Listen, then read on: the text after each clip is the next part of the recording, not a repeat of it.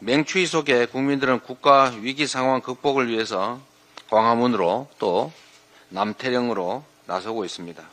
그런데 정작 국민의힘은 이런 주권자들의 목소리가 들리지 않는 것 같습니다. 역시 말로만 하지 체감하지 못하는 것 같습니다. 헌법재판관 임명 절차를 외면하고 버티기 전략을 고수하고 있습니다. 버텨서 어떡하자는 겁니까? 버티면 수가 나옵니까? 지금 대한민국 헌정 질서를 통째로 파괴한 대통령의 내란 행위가 없어지기라도 합니까? 국민의힘이 사실상 그에 동조한 이 역사적 사실이 사라집니까?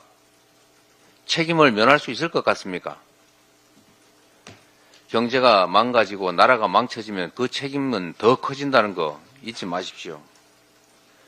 특검 반대를 고집하면서 명분 없는 시간 끌기, 이거 더 큰 책임을 불러올 것입니다.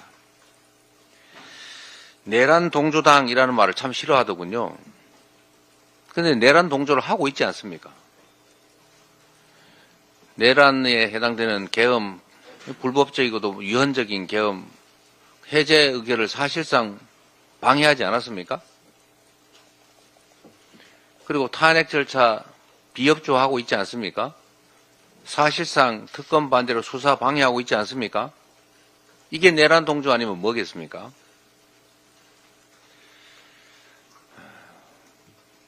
후세대들이 어떻게 평가할지도 조금은 생각하고 사시기 바랍니다. 국민의힘은 이 시대에 현직 대통령의 내란 행위를 사실상 방치하고 있는 것입니다. 책임져야 합니다.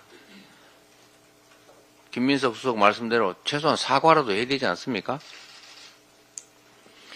그리고 대통령이, 현직 대통령이 무슨 내란을 하느냐, 이런 해괴한 소리를 하던데, 현직 대통령이 권력 강화를 위해서 또는 자기 이익을 위해서 헌정 질서를 파괴하는 행위가 실제로 있기 때문에 현직 대통령의 소추권, 예외 사유로 대통령도 다른 건 다 죄를 지어도 봐주는데, 재직 중에 기소할 수 없는데, 재판할 수 없는데 내란과 외환죄를 범하면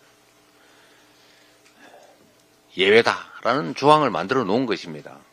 현직 대통령이 권력 강화를 위해서 하는 내란 행위를, 이걸 친위 구데타라고 합니다. 성공하는 경우가 많기 때문에 문제가 안 됐다고 생각할지 모르지만, 그런 경우를 막기 위한 이런 명문의 규정조차 두고 있는 이유를 왜 외면합니까?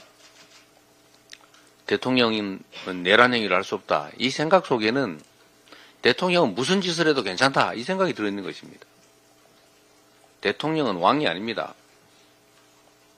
대통령이 입법, 사법, 행정권을 통째로 다 장악하고 제멋대로 하려고 시도했던 게 이번 내란 행위 아닙니까?